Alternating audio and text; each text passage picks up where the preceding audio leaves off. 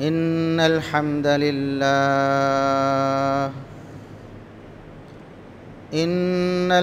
لله نحمده ونستعينه ونستغفره ونعوذ بالله من شرور أنفسنا ومن سيئات أعمالنا من يهده الله فلا مضل له ومن يضلل فلا هادي له أشهد أن لا إله إلا الله وحده لا شريك له وأشهد أن محمدًا عبده ورسوله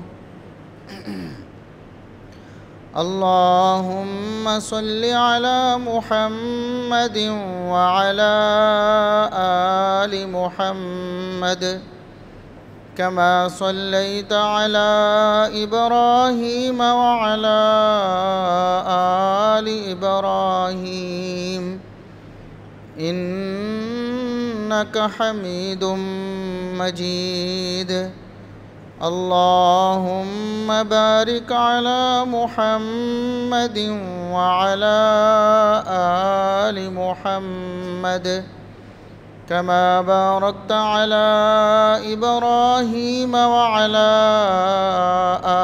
آل إبراهيم إنك حميد مجيد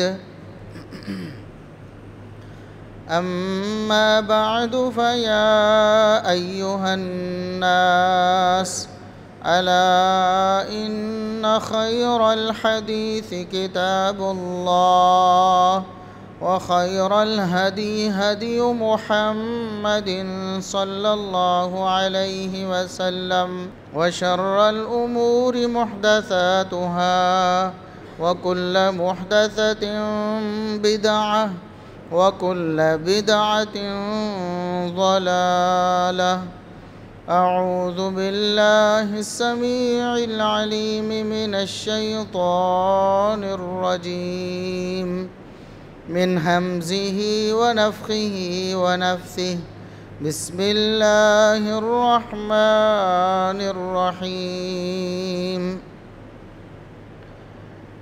قل بفضل الله وبرحمته فبذلك فليفرحوا هو خير مما يجمعون انتہائی قابل احترام بزرگوں، عزیز نوجوان ساتھیوں، معززات و مکرمات اسلامی ماؤں اور بہنوں، ہر قسم کی حمد و ثنا، تعریف و تمجید، کبریائی، بڑائی، رفعت و عظمت اللہ رب العزت کے لیے جو پوری کائنات کا خالق و مالک ہے۔ بے شمار لا تعداد، بے حد و حساب درود و سلام پیغمبر آخر الزماں، محسن انسانیت، محسن کائنات جناب محمد الرسول اللہ صلی اللہ علیہ وسلم کی ذات اقدس پر ربیع الاول کا مہینہ درمیان سے بھی آگے گزر چکا ہے۔ اس مہینے میں کچھ مسلمان نبی کریم صلی اللہ علیہ وسلم کا یوم ولادت مناتے ہیں۔ اس دفعہ بھی انہوں نے جوش و خروش سے اس موقع کو سیلیبریٹ کیا ہے۔ پچھلے خطبات میں خصوصاً جو ابھی 7 تاریخ کو خطبہ جمعۃ المبارک تھا، اس میں نبی کریم صلی اللہ علیہ وسلم کے یوم پیدائش کو منانے کے حوالے سے کتاب و سنت کی روشنی میں کچھ باتیں عرض کی تھیں۔ جب ہم قرآن کریم سے اور نبی کریم صلی اللہ علیہ وسلم کے فرامین سے اور صحابہ و تابعین اور ائمہ دین کے عمل سے یہ بات پیش کرتے ہیں کہ نبی کریم صلی اللہ علیہ وسلم کا یوم ولادت منانا اس کا اسلام سے کوئی تعلق نہیں ہے، یہ دین میں اپنی طرف سے بنائی ہوئی ایک بدعت ہے، یہ بجائے ثواب کے اللہ رب العزت کو ناراض کرنے والی چیز ہے، اور اس پر رسول اللہ صلی اللہ علیہ وسلم کی احادیث شاہد ہیں۔ تو بعض لوگ اس پر کچھ اشکالات پیش کرتے ہیں، یوں کہہ لیں کہ کچھ دلائل دینے کی کوشش کرتے ہیں۔ ایک بہت بڑی دلیل جو ان دنوں میں سننے کو ملی ہے، اور ہر سال ہی لوگ اس کو ریپیٹ کرتے ہیں، بار بار دہراتے ہیں، تو ایسے چند ایک جو بڑے بڑے اشکالات ہیں یا بڑے بڑے دلائل جن کو دلیل بنا کر پیش کیا جاتا ہے، میں مختصر الفاظ میں اور تھوڑے وقت میں کوشش کروں گا کہ ان موٹے موٹے اشکالات کے آپ کو جوابات دے دیے جائیں۔ ہو سکتا ہے اللہ رب العزت کسی کو سمجھ دے دے اور وہ رسول اللہ صلی اللہ علیہ وسلم کی سنت اور سیرت اور آپ کے اقوال و افعال کے مطابق زندگی بسر کرنا شروع کر دے، وہ ہمارے لیے انشاءاللہ نجات کا سبب بن سکتا ہے۔ ایک بڑی دلیل جو پیش کی جاتی ہے کہ قرآن کریم میں اللہ رب العزت نے فرمایا قُلْ بِفَضْلِ اللَّهِ وَبِرَحْمَتِهِ فَبِذَلِكَ فَلْيَفْرَحُوا هُوَ خَيْرٌ مِّمَّا يَجْمَعُونَ۔ اے نبی آپ انہیں فرما دیں کہ اللہ کا فضل اور اللہ کی رحمت جو ہوتی ہے اس پر تمہیں خوش ہونا چاہیے۔ یہ جو چیز ہے اللہ کا فضل، یہ دنیا کی جتنی بھی چیزیں تم جمع کرتے ہو اس سے یہ بہتر ہے، تو دنیا کے مال دولت کی بجائے اللہ کے فضل و رحمت پر تمہیں زیادہ خوش ہونا چاہیے اور اس پر زیادہ مطمئن رہنا چاہیے۔ ان الفاظ کو دلیل بنایا ہمارے بعض مسلمان بھائیوں نے، انہوں نے کہا کہ دیکھو جی، اللہ کے فضل اور اس کی رحمت پر خوش ہونے کا حکم اللہ رب العزت نے دیا ہے، محمد الرسول اللہ صلی اللہ علیہ وسلم سے بڑا اللہ کا فضل اور اللہ کی نعمت تو ہے ہی کوئی نہیں، اس پر تو سب سے زیادہ خوشی منانی چاہیے۔ بلکہ ایک صاحب کو میں نے سنا، وہ کہہ رہا تھا کہ قرآن نے کہا ہے کہ پنگڑے پاؤ، فَلْيَفْرَحُوا کا معنی، یعنی دیکھیں یہ قرآن کریم میں کتنی بڑی تحریف معنوی کے مرتکب ہوتے ہیں۔ اللہ رب العزت سے انہیں ڈر نہیں آتا، کہتے قرآن نے کہا پنگڑے پاؤ، اور پھر کیا میں جان بوجھ کر کہ حالانکہ قرآن میں موجود ہے، قرآن نے تو یہاں تک کہا کہ پنگڑے پاؤ، قرآن نے فَلْيَفْرَحُوا خوشی مناؤ، تو خوشی کیسے مناتے ہیں؟ یوں کر کے خوشی کیسے؟ بھنگڑے ڈالیں نبی کریم صلی اللہ علیہ وسلم کی آمد کی خوشی میں۔ پہلی بات تو یہ ہے کہ اگر اس آیت کا ہم سیاق و سباق دیکھیں، اس سے پچھلی آیت میں اللہ رب العزت نے فرمایا یا ایھا الناس، اے لوگو، تمہارے پاس اللہ رب العزت کی طرف سے موعظۃ نصیحت آئی ہے، تمہارے پاس اللہ رب العزت کی طرف سے ایک نصیحت آئی ہے، وشفاء لما فی الصدور، اور ایسی چیز آئی ہے جو سینوں میں موجود جو گمراہیاں ہیں یا درد ہیں ان کے لیے شفا ہے۔ اور آپ سب کو معلوم ہے، ہر مسلمان کو معلوم ہے کہ اللہ رب العزت نے موعظت اور شفا قرآن کریم کو قرار دیا ہے۔ قرآن کریم کے دیگر مقامات آپ پڑھ لیں تو اللہ رب العزت نے قرآن کو شفا کہا کہ یہ جو قرآن ہے نا، یہ لوگوں کے لیے شفا ہے، اور موعظت نصیحت بھی یہی ہے جو محمد الرسول اللہ صلی اللہ علیہ وسلم اپنی امت کو دے کے گئے ہیں، یہ نصیحت ہے قیامت تک کے آنے والے لوگوں کے لیے۔ تو یہاں تو اللہ رب العزت قرآن کریم کا تذکرہ فرما رہے ہیں کہ قرآن کریم تمہارے پاس نصیحت بن کے آیا ہے، اور یہ تمہارے لیے تمہارے دل کے روگوں کے لیے شفا بن کے آیا ہے۔ اور آگے اللہ رب العزت نے فرمایا بفضل اللہ وبرحمتہ فبذلک فلیفرحوا، اس اللہ کے فضل اور رحمت پر تمہیں خوش ہونا چاہیے۔ اور اسی بات کو اللہ رب العزت نے قرآن کریم میں دوسرے مقام پر بھی ذکر فرمایا، سورہ رعد میں فرمایا کہ جو اہل کتاب ہے، جن کو اللہ رب العزت نے کتاب دی ہے، یفرحون بما انزل الیک، وہ آپ پر نازل کردہ جو تعلیمات ہیں ان سے خوش ہوتے ہیں۔ جنہوں نے حقیقی طور پر پہچان لیا ہے کہ واقعی آپ صلی اللہ علیہ وسلم اللہ کی وحی لے کر آئے ہیں اور وہ جانتے ہیں، اس بات کو پہچانتے ہیں، تو وہ خوش ہوتے ہیں۔ اب مجھے بتائیں کہ اللہ رب العزت کی طرف سے جب رسول اللہ صلی اللہ علیہ وسلم پر وحی نازل ہوتی تھی تو کیا صحابہ کرام بھنگڑے ڈالا کرتے تھے؟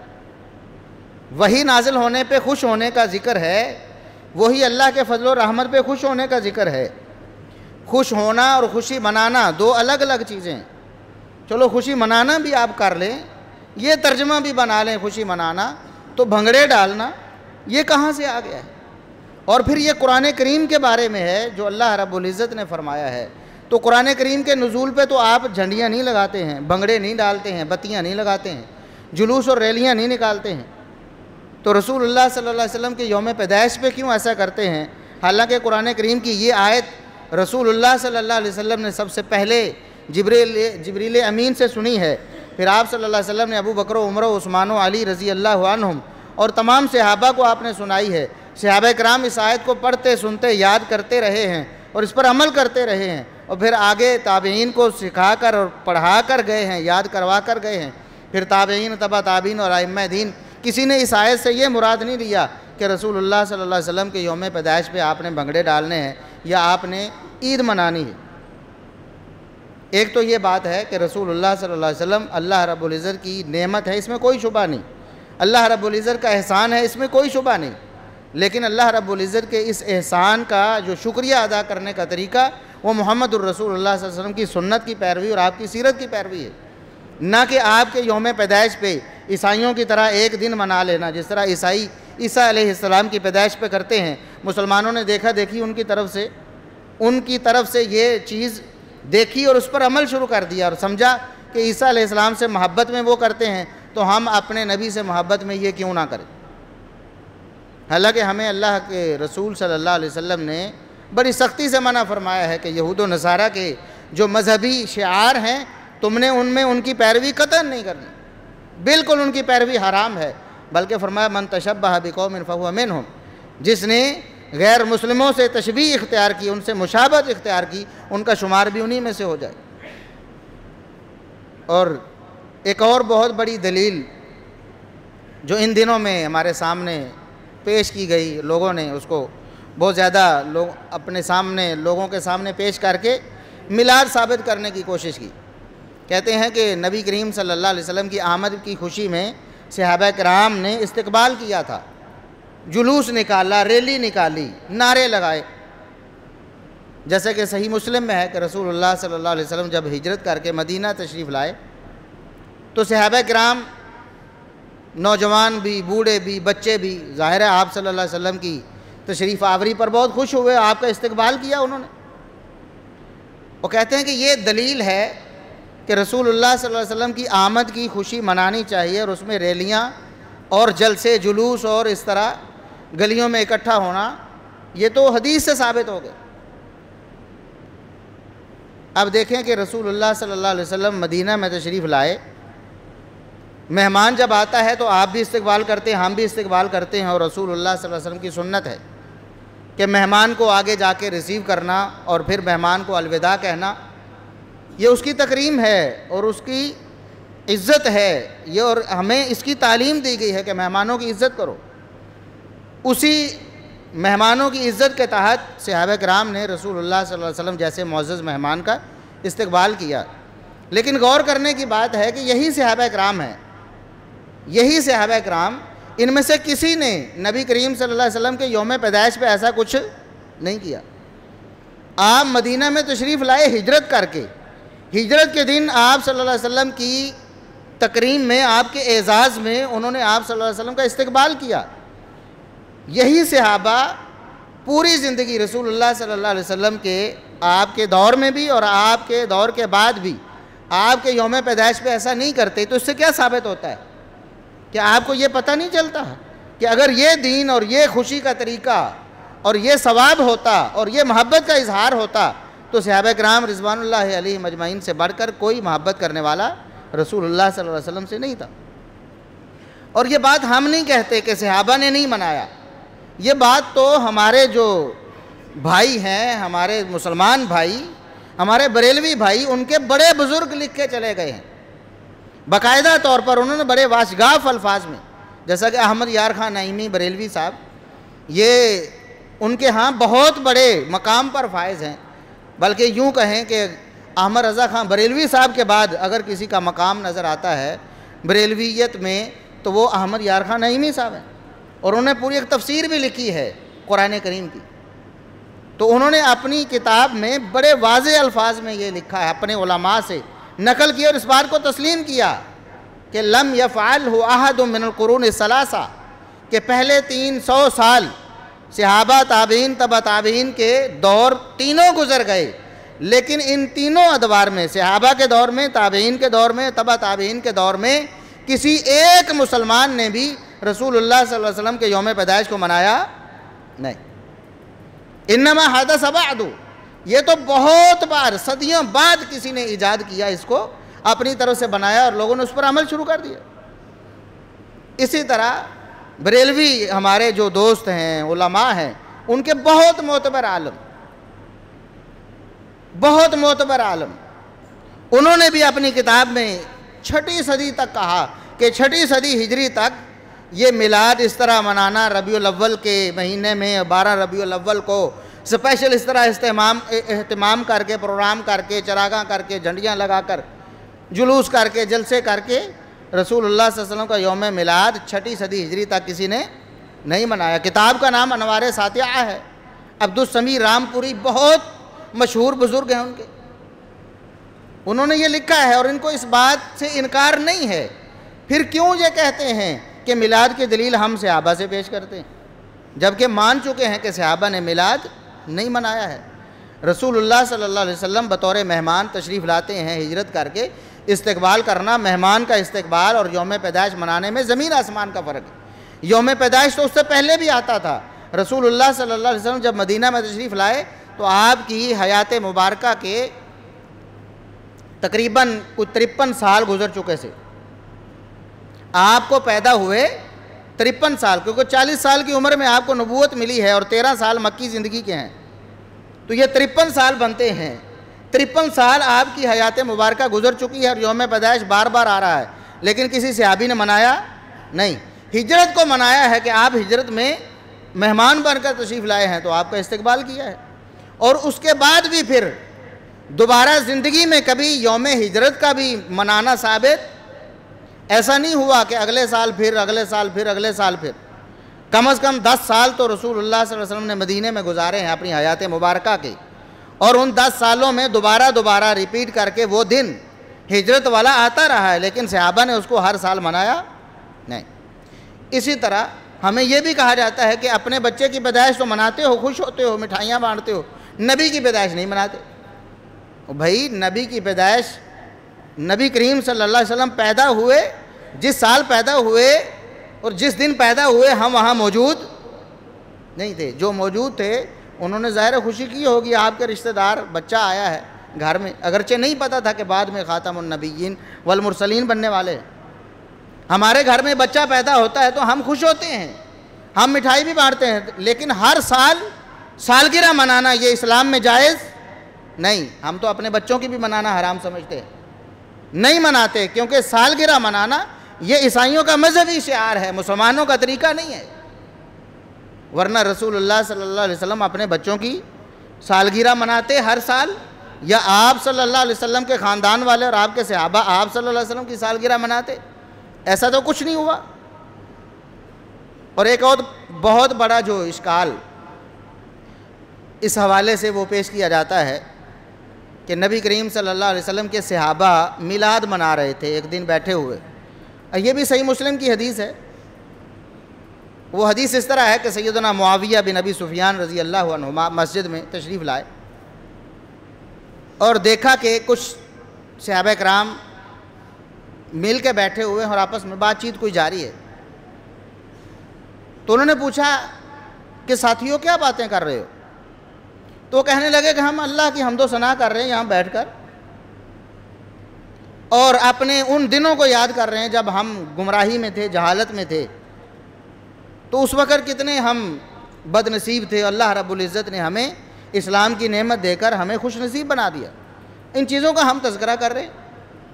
تو انہوں نے کہا کیا واقعی ایسا کر رہے ہو؟ انہوں نے کہا ہاں واقعی ایسا کر رہے ہیں۔ تو سیدنا معاویہ رضی اللہ عنہ فرمانے لگے کہ چلو میں بھی ایک بات تمہیں بتاتا ہوں۔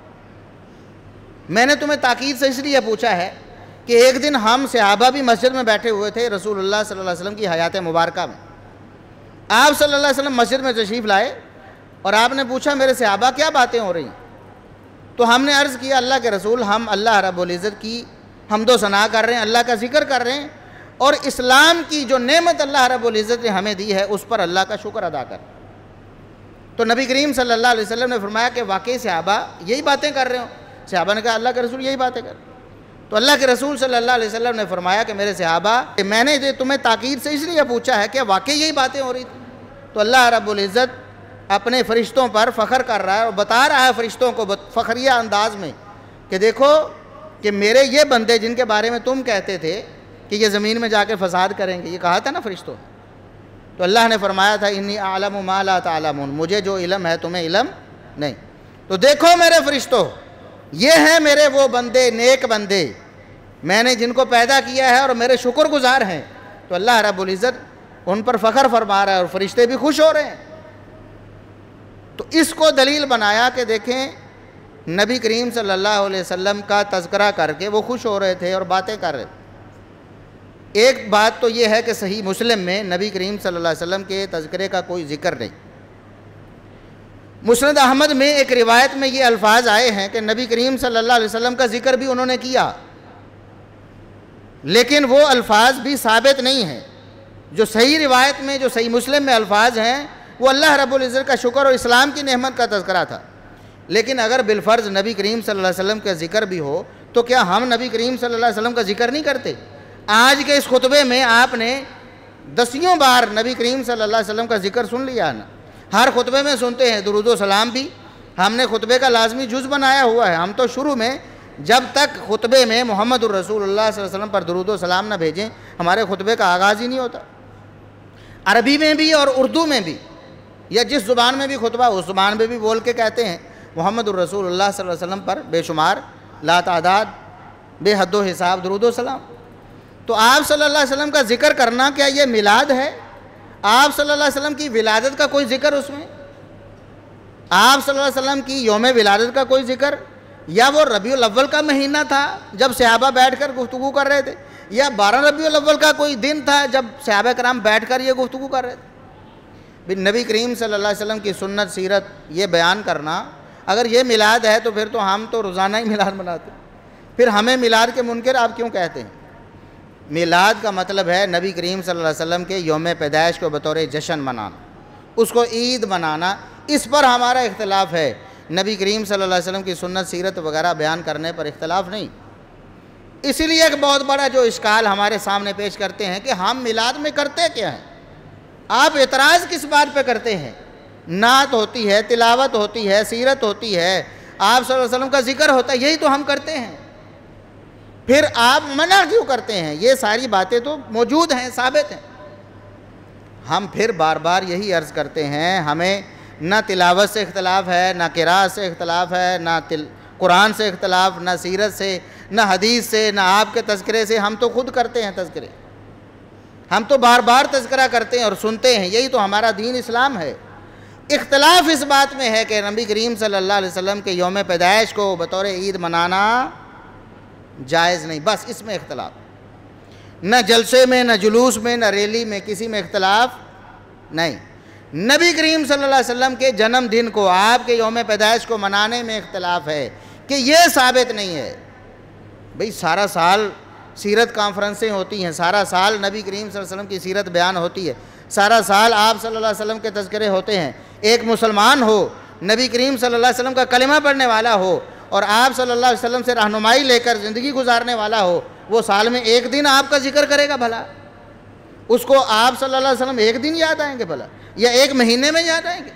ہمیں تو ہر لمحے پہ یاد آتے ہیں، ہمیں اپنی نماز میں یاد آتے ہیں، ہمیں اپنے وضو میں یاد آتے ہیں، ہمیں اپنے روزے میں یاد آتے ہیں، ہمیں اپنے حج میں یاد آتے ہیں، ہمیں اپنی زکوٰۃ میں یاد آتے ہیں، ہمیں اپنے اٹھنے بیٹھنے میں، ہمیں اپنے سونے جاگنے میں، ہمیں اپنے بولنے میں، ہمیں اپنے جواب دینے میں، ہمیں اپنے لین دین کے معاملات خریدنے بیچنے میں، ہمیں اپنی شادی بیاہ میں ہر موقع پہ نبی کریم صلی اللہ علیہ وسلم یاد آنے چاہیے. یہ کیا بات ہوئی سال میں ایک دن آپ یاد کرتے ہیں, اور وہ بھی غیر شرعی طریقے سے, کہ اگر یہ ایک دن منانا جائز ہوتا تو صحابہ تابعین تبع تابعین اور ائمہ دین اس کو منا کر جاتے. نبی کریم صلی اللہ علیہ وسلم باقاعدہ اس کی ترغیب اور تعلیم دیتے, اور آپ صلی اللہ علیہ وسلم اس دن کو باقاعدہ عید کا دن قرار دیتے اور لوگوں کو بتاتے, اور محدثین باقاعدہ اپنی کتابوں میں ابواب قائم کرتے اور بتاتے کہ یہ بڑی عید ہے, اس کو ہم نے منانا ہے. حالانکہ ایسا کوئی ذکر, ایسا کچھ بھی معلوم نہیں ہمیں, اور کوئی ذکر آیا بھی نہیں کسی کتاب میں. یہ تو صدیوں بعد کسی مسلمان نے, ہم اپنے بھائیوں کی نیت پہ شبہ نہیں کرتے کہ ان کی نیت خراب ہے. وہ کہتے ہیں دیکھو جی تلاوت, نعت, سیرت کا بیان ہے, اس میں کیا مسئلہ ہے, یہ تو سارے نیکی کا کام. پہلے بھی عرض کر چکے ہیں کہ ہر نیکی کا کام ضروری نہیں کہ آپ کو ثواب ہی دے. بسا اوقات آپ نیکی سمجھ کر رہے ہوتے ہیں لیکن وہ گناہ ہوتا ہے. اس کی مثالیں بھی میں پچھلے خطبات میں آپ کے سامنے رکھ چکا ہوں. صحابہ کرام نے عرض کیا, اپنے جذبات کا اظہار کیا. ایک نے کہا میں ساری زندگی نفلی روزے رکھوں گا, نیکی کی نیت سے, حسن نیت سے. روزہ بھی اچھا کام ہے, بہت اچھا کام. اور ایک نے کہا میں ساری رات سوؤں گا نہیں ساری زندگی. بہت اچھی بات ہے, اللہ کی راہ میں قیام کرنا, اللہ کے دربار میں کھڑا ہونا, اپنے گناہوں کی معافی مانگنا, تلاوت کرنا, لمبے لمبے قیام کرنا, کتنی بڑی نیکی ہے. لیکن محمد الرسول اللہ صلی اللہ علیہ وسلم اس پر خوش نہیں ہوئے بلکہ ناراض ہوئے. اور سیدنا عبداللہ ابن عمر رضی اللہ عنہما, ان کا واقعہ جو جامع ترمذی میں موجود ہے, ایک شخص کو دیکھا, اس نے چھینک ماری. چھینک مارنے کے بعد اس نے کہا الحمدللہ والسلام علی رسول اللہ, میں اللہ کا شکر کرتا ہوں اور رسول اللہ صلی اللہ علیہ وسلم پر سلام بھیجتا ہوں. عبداللہ ابن عمر رضی اللہ عنہما نے اسے روک لیا, فرمایا کہ میں بھی اللہ کا شکر کرتا ہوں اور اللہ کی حمد کرتا ہوں اور نبی پر درود و سلام میں بھی بھیجتا ہوں. یہ نہ سمجھو کہ میں تمہیں درود و سلام سے روک رہا ہوں, نبی پر درود پر بھیجنے سے روک رہا ہوں. عبداللہ بن عمر جو صحابی رسول ہیں وہ فرماتے ہیں کہ درود و سلام کا میں منکر نہیں ہوں, لیکن وَلَيْسَ هَكَذَا عَلَّمَنَا رسول اللہ صلی اللہ علیہ وسلم, اس موقع پر اس طرح پڑھنا ہمیں رسول اللہ صلی اللہ علیہ وسلم نے سکھایا. ہمیں جو سکھایا گیا ہے وہ یہ ہے الحمدللہ علی کل حال. چھینک مارنے کے بعد نبی پر سلام پڑھنا ہمیں نہیں سکھایا گیا, لہذا اس موقع پر نہ پڑھو. چھینک مارو اور مسنون دعا پڑھو, اس کے بعد 70 دفعہ درود پڑھو یا 700 دفعہ, ہمیں کیا مسئلہ ہے. درود پڑھنے سے روکنا مقصود, سیرت بیان کرنے سے روکنا مقصود نہیں ہے, تلاوت اور نعت سے روکنا مقصود نہیں ہے. مقصود وہ غیر شرعی کام سے روکنا ہے جو کہ رسول اللہ صلی اللہ علیہ وسلم اور صحابہ سے ثابت نہیں. اسی طرح ایک بہت مشہور واقعہ جو ان دنوں میں بیان کیا جاتا ہے کہ دیکھو جی ابو لہب نے, جو نبی کریم صلی اللہ علیہ وسلم کا چچا لگتا تھا رشتے میں, سگا چچا تو نہیں تھا, رشتے میں چچا لگتا تھا, آپ صلی اللہ علیہ وسلم کی ولادت کی خوشی میں اس نے لونڈی کو آزاد کیا, اور اس لونڈی کو جس انگلی کے اشارے سے اس نے آزاد کیا تھا, مرنے کے بعد اس کو اس انگلی میں سے پانی یا دودھ کچھ پلایا جاتا تھا. دیکھیں ابو لہب اگر خوشی منائے نبی کی ولادت کی, اس کو اللہ رب العزت اس کا ثواب دیں یا اس کا بدلہ دیں, اچھا, تو ہم مسلمان اگر مناتے ہیں تو پھر کیوں روکا کیوں جاتا ہے. پہلی بات تو یہ ہے کہ ایسا کوئی واقعہ ثابت ابو لہب کا نبی کریم صلی اللہ علیہ وسلم کی پیدائش کے موقع پر لونڈی کو آزاد کرنا ثابت نہیں ہے. امام بخاری رحمۃ اللہ علیہ نے صحیح بخاری میں اس روایت کو بغیر سند کے درج کر کے یہ بتایا ہے کہ اس روایت کی کوئی سند, یہ بے سند ہے, اس کا کوئی ثبوت نہیں. دوسری بات, یہ جو واقعہ بیان کیا جاتا ہے کہ ابو لہب مرنے کے بعد اس کو اس انگلی میں سے دودھ یا پانی آتا تھا, یہ واقعہ خواب کا واقعہ ہے. یہ واقعہ خواب کا واقعہ ہے, اور خواب آیا ہے حالت کفر میں کسی کو. ایک صحابی جس نے بیان کیا عباس رضی اللہ عنہ, ان کی طرف منسوب ہے, حالانکہ ویسے یہ بات ثابت ہی نہیں, لیکن اگر اس واقعے کو ثابت بھی مانا جائے تو عباس رضی اللہ عنہ کو جس دور میں خواب آیا ابو لہب کے مرنے کے بعد, وہ دور ان کا کفر کا دور ہے، اس وقت وہ مسلمان نہیں ہوئے۔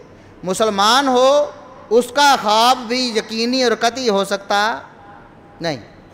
مطلب ہم مسلمان ہیں، ہمیں خواب آتا ہے، سچا بھی ہو سکتا ہے اور جھوٹا بھی ہو سکتا ہے، حقیقی بھی ہو سکتا ہے، غیر حقیقی بھی ہو سکتا ہے۔ صرف نبی وہ ذات ہے جس کا خواب وہی ہوتا ہے اور یقینی ہوتا ہے۔ نبی کے علاوہ کسی کا خواب قطعی اور یقینی نہیں ہو سکتا، اور اس پر دین کی بنیاد بنانا، یہ تو خوابوں کا دین ہوا، پھر کتاب و سنت کو تو نہ ہوا نا، خوابوں کا دین ہوا۔ اور خواب دیکھنے والا اس وقت حالت کفر میں ہے، تو اس کا خواب حجت اور دین کیسے بن گیا؟ اور اس سے اگلی بات یہ ہے کہ یہ ابو لہب کی سنت ہوئی۔ پھر نبی کریم صلی اللہ علیہ وسلم کے یوم پیدائش پہ خوشی اس طرح منانا، یہ پھر ابو لہب کی سنت ہوئی۔ ہم تو ابو بکر کی سنت کو مانتے ہیں، ہم عمر کی سنت کو مانتے ہیں، ہم عثمان کی، ہم علی کی سنت کو مانتے ہیں، ہم صحابہ کی سنت کو مانتے ہیں، ہم ابو لہب کی سنت کو مانتے نہیں۔ ابو لہب بدبخت تھا۔ اور اگلی بات یہ ہے کہ قرآن کریم نے اس بات کی نفی کی ہے۔ یہ تو ایک منقطع روایت ہے، بے سند روایت ہے، اور ایک خواب ہے، کافر کا خواب ہے، جو اس وقت کافر ہے، بعد میں مسلمان ہوا۔ ہمیں قرآن کیا بتاتا ہے؟ تبت یدا ابی لہب وتب ما اغنی عنہ مالہ وما کسب۔ ابو لہب کے دونوں ہاتھ ٹوٹ جائیں، وہ تباہ و برباد ہو جائے۔ ما اغنی عنہ مالہ وما کسب، نہ اس کے مال نے اسے کوئی فائدہ دیا اور نہ اس کے کسی عمل نے اس کو کوئی فائدہ۔ قرآن نے کہا، اللہ فرماتا ہے ابو لہب کے کسی عمل نے اس کو فائدہ۔ اور یہ منقطع روایت، یہ خواب ایک حالت کفر میں دیکھا گیا، اگر یہ ثابت بھی ہو تب بھی اس کے مقابلے میں قرآن کو چھوڑا جائے گا؟ کیسی کیسی دلیلیں پیش کرتے ہیں۔ یہ دلائل ہیں جن کی بنیاد پر میلاد ثابت کیا جاتا ہے۔ اور آپ دیکھیں گے کہ ہر سال کوئی نہ کوئی نئی بات بنا کر پیش کرنے کی کوشش کی جاتی ہے تاکہ لوگوں کو مطمئن رکھا جائے، وہ اس بدعت کو چھوڑنے کے لیے تیار نہ۔ اب یہ دلائل پیش کیے جا رہے ہیں اور ہر سال کوئی نیا نمونہ سامنے آتا ہے۔ جس طرح آپ دیکھتے ہیں کبھی رقص کے دلائل پیش کیے جائے، ناچنے کے دلائل بھی پیش کیے جاتے ہیں۔ ڈاکٹر طاہر القادری صاحب کی ویڈیوز آپ کے سامنے ہیں، وہ کہتے ہیں نعوذ باللہ ثم نعوذ باللہ، صحابہ بھی ناچتے تھے، صحابہ رقص کرتے تھے، نعوذ باللہ ثم نعوذ۔ اب ایسے لوگوں سے کیا بعید ہے کہ صحابہ پر میلاد کا کوئی الزام لگا دیں کہ انہوں نے میلاد بنایا ہے، صحابہ کرام نے۔ حالانکہ خود ان کے علماء مان کے گئے ہیں کہ 600 سال تک میلاد منایا نہیں گیا۔ اور آخری بات میں یہاں کرتا ہوں، خطبے کا وقت ختم ہو رہا ہے۔ کہتے ہیں کہ نبی کریم صلی اللہ علیہ وسلم نے اپنا میلاد خود منایا۔ ان کے علماء تو کہتے تھے کہ 300 سال تک یا 600 سال تک میلاد نہیں منایا، لیکن آج یہ ہمیں بتا رہے ہیں کہ نبی پاک صلی اللہ علیہ وسلم اپنا میلاد خود بناتے تھے۔ کیسے بھئی؟ کہتے صحیح مسلم کی حدیث ہے، نبی کریم صلی اللہ علیہ وسلم سے پوچھا گیا آپ سوموار کا روزہ کیوں رکھتے ہیں؟ آپ سوموار کا روزہ کیوں رکھتے ہیں؟ تو آپ نے فرمایا اس دن میں پیدا ہوا تھا اس لیے میں روزہ رکھتا ہوں۔ لہٰذا ثابت ہوا کہ نبی پاک بھی اپنا میلاد مناتے تھے۔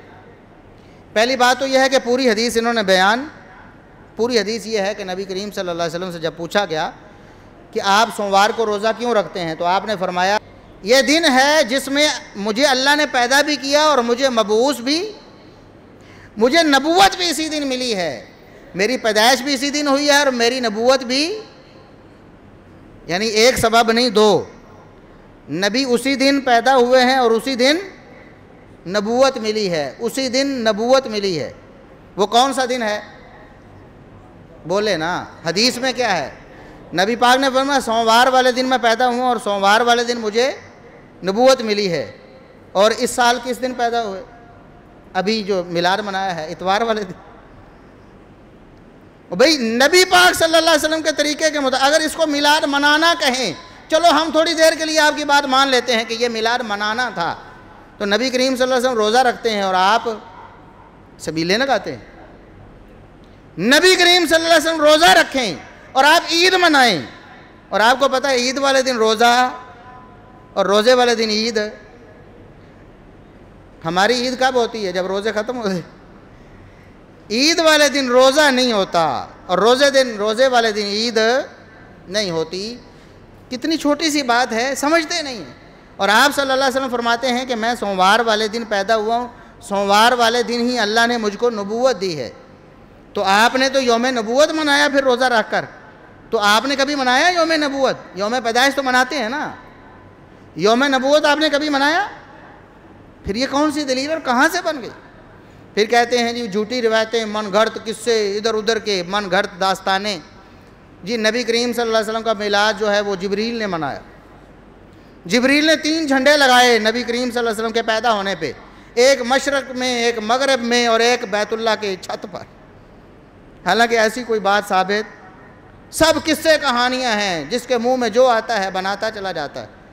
آپ سنتے ہیں نا، ایک ہی واقعہ ہوتا ہے، کوئی کہتا ہے ہم نے فلاں پیر کو اڑتے دیکھا، دوسرا کہتا نہیں وہ فلاں تھا، تیسرا کہتا فلاں تھا، کوئی کہتا ہے جو پانی پر چل رہا تھا، کوئی ایک کے بارے میں بیان کرتا ہے، کوئی دوسرے کے بارے میں، کوئی تیسرے کے بارے میں۔ جھوٹ کے پاؤں نہیں ہوتے، اس کی کوئی حقیقت، کوئی سر پیر تو ہوتا نہیں، جس کا دل چاہتا ہے جو مرضی بولتا چلا جاتا ہے۔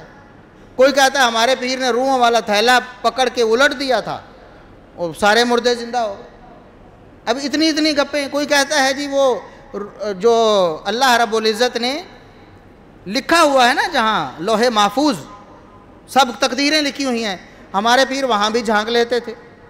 اتنی بڑی گپیں، جبکہ رسول اللہ صلی اللہ علیہ وسلم بہت سارے مواقع پہ پریشان رہے، اتنے دن پریشان رہے، اتنے مہینے پریشان رہے۔ ایک واقعے کے بارے میں جو اپنے گھر کا واقعہ ہے، جیسے سیدہ عائشہ رضی اللہ عنہا پر تہمت کا واقعہ، آپ پریشان ہو کر ایک دن پوچھ لیتے ہیں عائشہ اگر گناہ ہوا ہے تو اللہ سے توبہ کر لے۔ کتنی بڑی بات ہے اپنی بیوی سے ایک شخص کہے، اور وہ محمد الرسول اللہ صلی اللہ علیہ وسلم ہو، اور بیوی وہ ہو جو اللہ نے منتخب کی ان کے لیے، سیدہ عائشہ صدیقہ رضی اللہ عنہ۔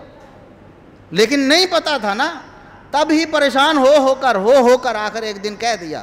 اور سیدہ عائشہ رضی اللہ عنہ کہتی ہے میرا تو کلیجہ ہی پھٹ گیا کہ میرے نبی نے میرے بارے میں یہ سوچ لیا ہے کہ شاید میں نے یہ کام کیا ہوگا۔ تو ایسی باتیں، اور ادھر دوسری طرف گپیں اور داستانیں آپ دیکھ لیں۔ اس لیے میلاد کے بارے میں اس طرح کی جھوٹی روایتیں گھڑنے میں تو کوئی مسئلہ ہی نہیں ان کو۔